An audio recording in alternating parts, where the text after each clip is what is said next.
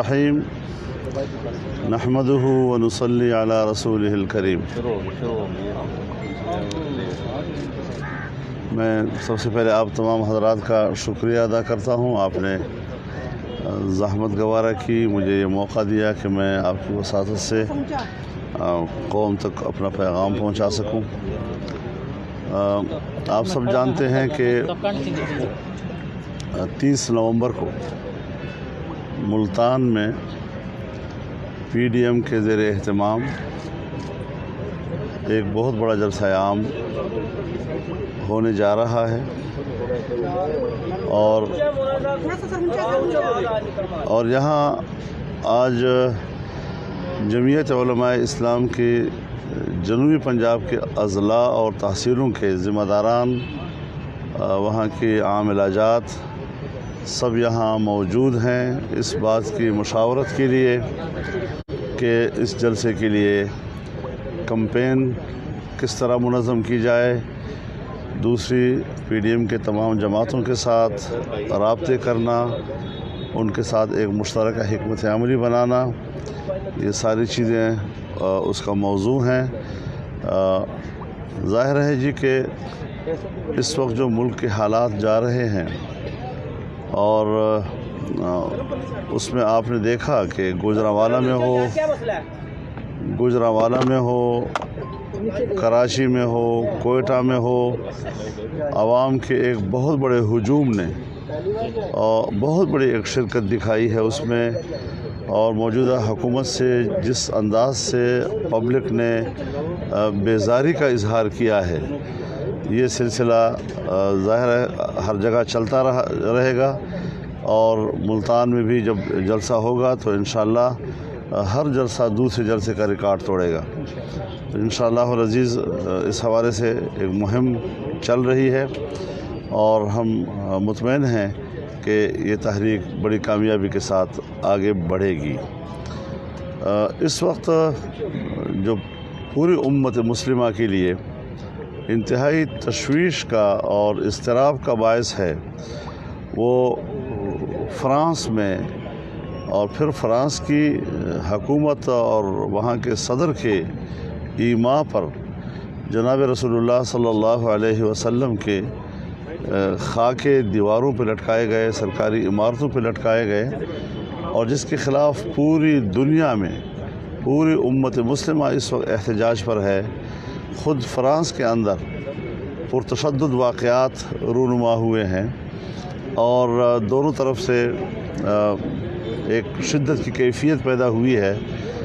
وقت ثابت کر رہا ہے کہ مسلمان شدت پسند نہیں ہے، بلکہ مغربی دنیا شدت پسند ہے، اور آئے روز مسلمانوں کو اشتعال دلانے کی حربے استعمال کر رہی ہے، تاکہ الزام جو ہے شدت اور اشتعال کا مسلمانوں پہ لایا جا سکے۔ تو اس اعتبار سے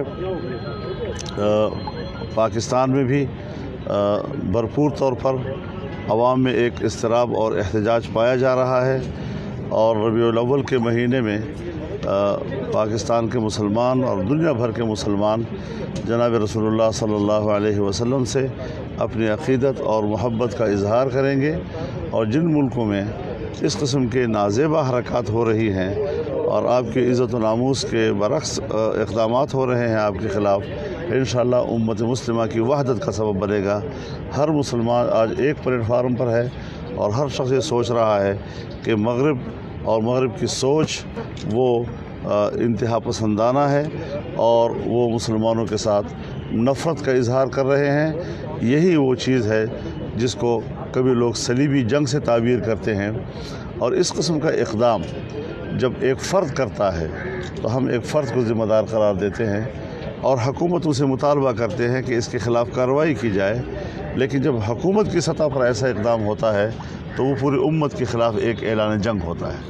تو امت مسلمہ سے ہماری اپیل یہی ہے کہ جتنے بھی معاہدات کاروباری حوالے سے فرانس کے ساتھ ہیں، وہ سب منقطع کر دیے جائیں، اور ان کو بتا دیا جائے کہ ہم آپ سے معاشی طور پر مکمل بائیکاٹ کر رہے ہیں، اور یہ ایک احتجاج ریکارڈ کرانا ہوتا ہے۔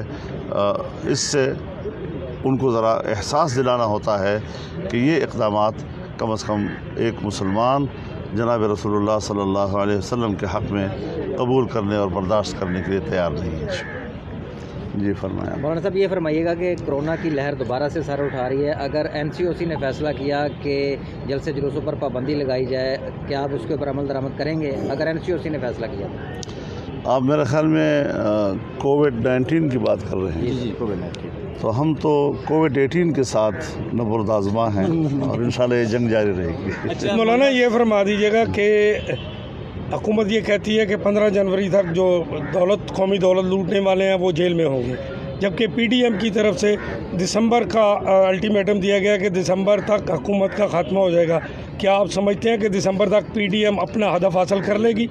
دیکھیے جو حالات بن رہے ہیں اس میں تو عوام بیزار ہو چکے ہیں، اور خود حکومت کو بھی اس بات کا پورا ادراک ہے کہ عوام نہ ہمیں اپنا نمائندہ حکومت سمجھتی ہے اور نہ ہی عوام ہمیں حکومت کرنے کا اہل سمجھتی ہے، کیونکہ کارکردگی کے لحاظ سے بھی پوری دنیا اس بات پر متفق ہے کہ پاکستان کی حکومت کارکردگی کے لحاظ سے بہت پیچھے چلی گئی ہے۔ عام آدمی 2 سال کے اندر براہ راست متاثر ہوا ہے ان کی معاشی پالیسیوں کے نتیجے میں۔ تو ظاہر ہے کہ حکومت نہیں ہے پاکستان میں، اور جو ہے وہ کسی بیساکھی پہ کھڑی ہے، جو ہی وہ بیساکھی ہٹتی ہے یہ نہیں ہوں گے۔ سر یہ بتائیے کہ آپ 70 سال بعد ایک ایسا ایشو جو کہ پاکستان اور ہماری بہادر مسلح افواج اور ہماری معیشت کے لیے بحران کا سبب بنا ہوا تھا، یہ ایک سامنے آپ لائے ہیں۔ اب خدشات یہ ظاہر کیے جا رہے ہیں کہ یا تو PDM میں دراڑیں ڈلوائی جائیں گی یا پھر آپ کمپرومائز کر جائیں گے، کیا کہتے ہیں اس حوالے سے؟ دیکھیے مجھے تو آپ جانتے ہیں کہ میں اصولوں پر کبھی کمپرومائز کرنے والا بندہ نہیں ہوں جی۔ سیاست میں مصلحتیں آتی رہتی ہیں، لیکن ایک اصولی موقف جو واضح ہوتا ہے اس پر کسی قسم کی کمپرومائز، اور انہوں نے دراڑ ڈالنے کی کوشش کی کہ کراچی میں جس طرح مریم نواز صاحب کے کمرے میں وہاں پر رینجر گھسے ہیں، اور ان کا خیال یہ تھا کہ وہاں پر چونکہ صوبائی حکومت پیپل پارٹی کے ہاتھ میں ہے تو ہم اس طریقے سے مسلم لیگ اور پیپل پارٹی کے درمیان ایک رسہ کشی اور ایک دوسرے کو اس کے سامنے آنے کے لیے مجبور کر دیں گے۔ لیکن پیپل پارٹی نے وہاں جو رویہ اختیار کیا بہت ہی دانشمندانہ تھا، اور بھرپور طور پر انہوں نے اس پر پوری PDM کا ساتھ دیا۔ اس واقعے کے خلاف پوری حکومت میدان میں آ گئی، اور اس کے بعد آپ نے دیکھا کہ وہاں کی پولیس نے جو رد عمل دیا ہے وہ رد عمل بہت ہی حوصلہ افزا ہے۔ تو پاکستان کی تاریخ میں پہلی مرتبہ ایسا رد عمل آیا ہے جو ہم سمجھتے ہیں کہ عام طور پر ایسا ہونا نہیں چاہیے، لیکن کیوں ایک ادارے کو اس حد تک مجبور کر دیا گیا کہ ان کو SSP لیول پر بھی چھٹیاں لے کر ذمہ داریوں سے عہدہ برا ہونے پر مجبور کیا گیا ہے۔ کشمیر کے مسئلے کیا کہیں گے؟ کیا صورتحال آپ دیکھ رہے ہیں اس وقت حکومت جس حالات سے گزر رہی ہے؟ دیکھیے کشمیر تو آپ جانتے ہیں کہ کشمیر کو 3 حصوں میں تقسیم کرنے کا فارمولہ تو خود عمران خان کا تھا پہلے سے۔ اب اسی کو سامنے رکھتے ہوئے آپ دیکھیں کہ مقبوضہ کشمیر کے اسپیشل اسٹیٹس کو ختم کر کے اس کو باقاعدہ ہندوستان کی دوسری ریاستوں کی طرح حیثیت دی گئی، اور اس پر آپ اس کا بھی مشاہدہ کر رہے ہیں کہ پاکستان کی سفارتی کوششیں کیا ہیں، ایفرٹس کیا ہیں، کچھ بھی نہیں۔ اس سے معلوم ہوتا ہے کہ ایک خاموشی جو رضامندی کی علامت ہوتی ہے یہ اس طرح کی ایک خاموشی تھی۔ اور پھر اس کے بعد اب دوسرا مسئلہ جو ہے گلگت بلتستان کا اٹھایا گیا ہے، جہاں پر کشمیریوں کو اعتماد میں نہیں لیا جا رہا، جہاں پر اسٹیک ہولڈرز کو اعتماد میں نہیں لیا جا رہا۔ اگر جو کچھ انہوں نے کیا ہے اور جو کچھ یہاں ہم کریں، اصولی طور پر پھر یہ بتائیں کہ 1949 کی قراردادوں اور اس حوالے سے پاکستان کے موقف کا کیا بنے گا۔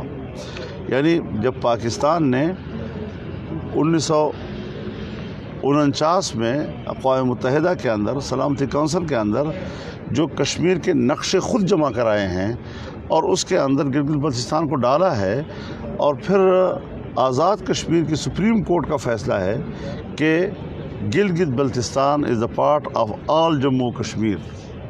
तो उस हवाले से पाकिस्तान को अपने उसूली मौक़िफ़ की तरफ भी देखना होगा कि अगर वो कश्मीरियों को इस तरह मायूस करेंगे तो उनकी जो 72 साल से जो उनके खून पर हमने सियासत की है, जहां हमने उनके माओ बहनों की इस्मतों पे सियासत की है, जहां हमने उनके बच्चों के चेहरों से छलकते हुए खून पे सियासत की है, उन बेचारों का क्या बनेगा?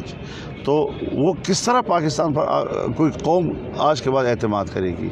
पाकिस्तान एक मुल्क है, पाकिस्तान के अंदर 22 करोड़ अवाम रहते हैं, उसका अपना एक मकाम है दुनिया में। दुनिया क्या सोचेगी हमारे बारे में कि पाकिस्तान के लिए हम कुर्बानियाँ दें और फिर बाद में उसका नतीजा ये निकले? तो मेरे ख्याल में हमें इस किस्म की हरकतों से बाज रहना चाहिए। लहर है दहशतगर्दी की, तो पीडीएम के जलसे इससे मुतासर हो सकते हैं, आपको क्या लगता है? हम जलसे करते रहेंगे और तहफ़्फ़ुज़ देना ये रियासत की ज़िम्मेदारी है।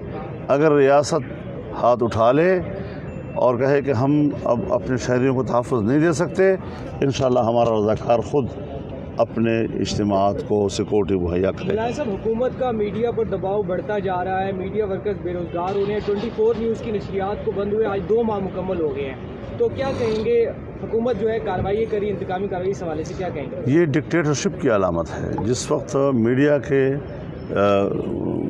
गले को दबाया जाता है, सियासत के गले को दबाया जाता है, तो ये डिक्टेटरशिप की अलामत होती है।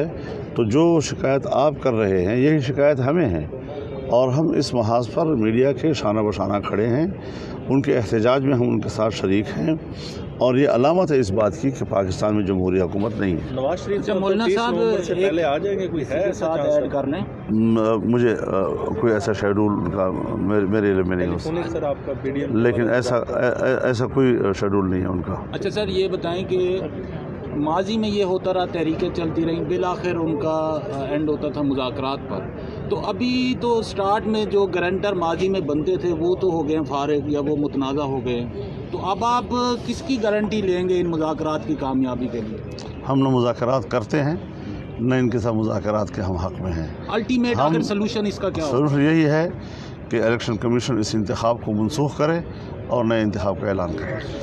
अच्छा, इन-हाउस तब्दीली के बारे में सर आप क्या? सी पैक का आप मौजूदा हुकूमत के होते हुए सी पैक का क्या फ्यूचर देख रहे हैं? सी पैक एक तो फ्यूचर क्या है, उसके फ्यूचर को तो तबाह कर दिया गया है, जिससे खित्ते में हमारे सबसे बड़े दोस्त, गहरे दोस्त, मीठे दोस्त चाइना के एतमाद को धचका लगा है। और इसके अलावा तो बाकी तो हम ऑलरेडी फारिग हैं, अपने खित्ते में तनहा हैं। और अब आज एक कानून साज़ी हो रही है कि जिसमें सी पैक के जो चेयरमैन हैं या उनका जो अमला है उसको नेब और एहतसाबी इदारों के से मुस्तस्ना करार दिया जा रहा है। यानी मतलब ये है कि एक तो सी पैक को डबो दिया गया, डबोने के बाद अब उसमें करप्शन के रास्ते भी आज़ाद कर दिए जाएंगे क्योंकि उनको एहतसाब के तमाम इदारों से मुस्तस्ना करार दिया जा रहा है। इसे कहते हैं कि सरकारी तौर पर कानूनी करप्शन, कानून के ज़रिए से आप करप्शन के ख़ुद रास्ते खोल रहे हैं और लोगों को छुट्टी दे रहे हैं कि सी पैक जैसे मंसूबे के लिए कोई एहतसाब नहीं होगा, न एहतसाबी इदारा जो है उसको हाथ डाल सकता है। शिबली फराज साहब ने आज सेनेट में इसी बात के ऊपर फरमाया कि जो सी पैक के मनसूबे थे उसमें नवाज शरीफ, शहबाज शरीफ या पिछली हुकूमतें अपनी बड़ी बड़ी तस्वीरें ला के खुद फीते काटते थे, अब बतौर एक इंस्टीट्यूशन एक इदारा बनेगा, वही इसको मॉनिटर करेगा। ये कोई दलील नहीं है, ये कोई बात नहीं है। इन हाउस जो इस मंसूबे, जो हुकूमत इस मंसूबे को लाती है, एफर्ट्स करती है, तवानाइयाँ सर्व करती है, जो हुक्मरान बज़ात ख़ुद दिन रात जाग कर पाकिस्तान को इतने बड़े मंसूबे देने के लिए मुतहर्रिक रहते हैं, आप उनके साथ सिर्फ एक कतबा लगाने के ऊपर जंग लड़ते हैं। ये मेयार है तुम्हारी लड़ाई का, ये पॉलिसियों का मेयार हो गया है कि कतबा फिर कौन लगाएगा और कौन नहीं लगाएगा। यानी एक हुक्मरान है जिसने एफ़र्ट्स की है, मेहनत की है उसने, और पाकिस्तान को उन्होंने एक बहुत बड़े तरक्की याफ्ता मुल्क की तरफ ले जाने के लिए बड़ा इक़दाम किया है। आज आप कहते हैं जी कि आप कतबा क्यों लगाते हैं उसके ऊपर? तुम्हारा तो कतबा है ही नहीं, तो फिर लगाओगे क्या? तो जिनके पास कतबे हैं उसको आप कहते हैं कि आप कतबे क्यों लगा रहे हैं जी? امریکہ میں سر صدارتی الیکشن کی بات ہو رہی ہے، اس حوالے سے آپ کوئی اپنا نقطہ نظر رکھتے ہیں؟ دیکھیے امریکہ میں الیکشن ہوں، تبدیلیاں آئیں وہاں پر، لیکن بین الاقوامی پالیسیاں تبدیل نہیں ہوتی ان کی۔ اچھا مولانا صاحب، امت مسلمہ کے خلاف، ہمارے خطے کے خلاف جو ان کی پالیسیاں ہیں وہ بدستور جاری رہیں گی، اور اس میں ہمیں ہر سطح پر یہ سوچنا چاہیے کہ ہم ان کے ساتھ تعلقات خراب کرنے کے قائل نہیں ہیں، لیکن ان کے دباؤ میں آ کر پالیسیاں بنانے کی بھی ہم۔ مولانا آپ نے ابھی فرانس کے حوالے سے فرمایا کہ وہ صدر بھی آ گیا ہے وہ ساخی میں، تو یہ فرما دیجیے گا کہ آپ چونکہ دینی رہنما بھی ہیں اور مسلم ممالک میں آپ کا کافی اثر رسوخ ہے، تو فرانس سے بائیکاٹ کے سلسلے میں آپ کچھ اقدامات کر رہے ہیں، دورے کر رہے ہیں مڈل ایسٹ کے؟ نہیں، میرا خیال میں مڈل ایسٹ ہم سے بہت آگے ہے اس حوالے سے، اور تمام عرب ممالک میں بہت بھرپور طور پر مارکیٹیں جو ہیں ان کے پروڈکٹ سے خالی ہو رہی ہیں، فرانس کے پروڈکٹ سے، تو وہ آلریڈی ہم سے بہت آگے ہیں۔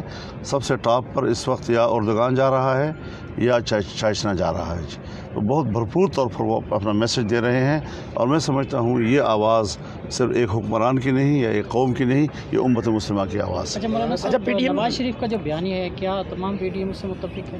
بیانیہ کیا ہے اس کا؟ جو آج کل وہ باتیں کر رہے ہیں، جرنیلوں کے خلاف باتیں کر رہے ہیں، تو یہ جب عمران خان کیا کرتا تھا تو اس وقت کیوں نوٹس نہیں لیتے؟ یہ کوئی بات ہے یار؟ ہمیں گلہ ہے اپنے لوگوں سے، ہمیں گلہ ہے، ہمیں شکایت ہے، اب شکایت میں ہم نام نہ لیں، بس اتنا ہی تو پھر ٹھیک ہے، ہم نام نہیں لیں گے، شکایت دور سر آپ کی کیسے ہوگی؟ لیکن السلام علیکم ورحمۃ اللہ نہیں کہیں گے، السلام علیکم لکھ کے دابا کہیں گے، اور کیا کہیں گے؟ اچھا سر، PDM اپنے جلسے جلوسوں میں دور کیسے ہوگی؟ جی، جن سے شکایت ہے دور کیسے ہوگی؟ کس طرح مطمئن ہیں؟ میں تو یہ کہتا ہوں کہ ہمیں اداروں کا احترام ہے، ادارے ملک کے لیے ناگزیر ہوتے ہیں، فوج اور اس کا جوان جو قربانیاں دے رہا ہے، جو سرحدات پہ کھڑا ہے، ہمارے لیے قابل قدر ہے۔ سیاست میں مداخلت سے مشکلات پیدا ہوتی ہیں، مولانا یہ فرما دیجیے گا، اس سے وہ دستبردار ہو جائیں گے۔ خیر، مولانا یہ فرما دیجیے گا، پہلے اپوزیشن کے خلاف نیب نیازی گٹھ جوڑ تھا، اور اب تو کرونا حکومت گٹھ جوڑ بھی شامل ہو گیا، اس کا مقابلہ کیسے کریں گے؟ ان تمام مشکلات میں انشاءاللہ آپ دیکھیں گے ہم مقابلہ کریں گے۔ اچھا PDM جلسے جلوسوں میں اپنی طاقت کا مظاہرہ کر رہی ہے، کیا ان ہاؤس تبدیلی کی طرف بھی توجہ دے رہی ہے؟ میں ان ہاؤس تبدیلی کا قائل نہیں ہوں، کیونکہ اسمبلی کا جو اکثریت ہے وہ جعلی ہے، اور جعلی کے اندر پھر جعلی، اور پھر اس کے بعد پھر جعلی، یہ کوئی فلسفہ نہیں ہے۔ پشاور میں دھماکہ ہوا تو کل آپ کی ملاقات ہوئی مولانا حنیف جلندری صاحب سے، تو کوئی وفاق المدارس کوئی لائحہ عمل دے رہی ہے اس حوالے سے؟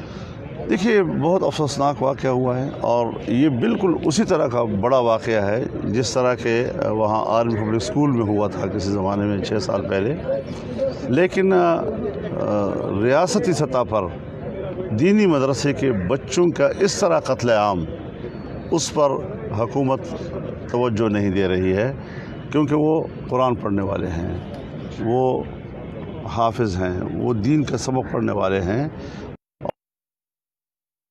اس میں حدیث پڑھائی جا رہی تھی۔ تو جب آپ کے ملک میں دین کو، دینی ادارے کو، دینی مدرسے کو، دینی مدرسے میں پڑھنے والے کو، پڑھانے والے کو اتنی ہی ہے کہ اخبارات میں اور میڈیا کے اوپر کچھ تصویریں آ گئیں، اور اس سے زیادہ کوئی اہمیت نہیں۔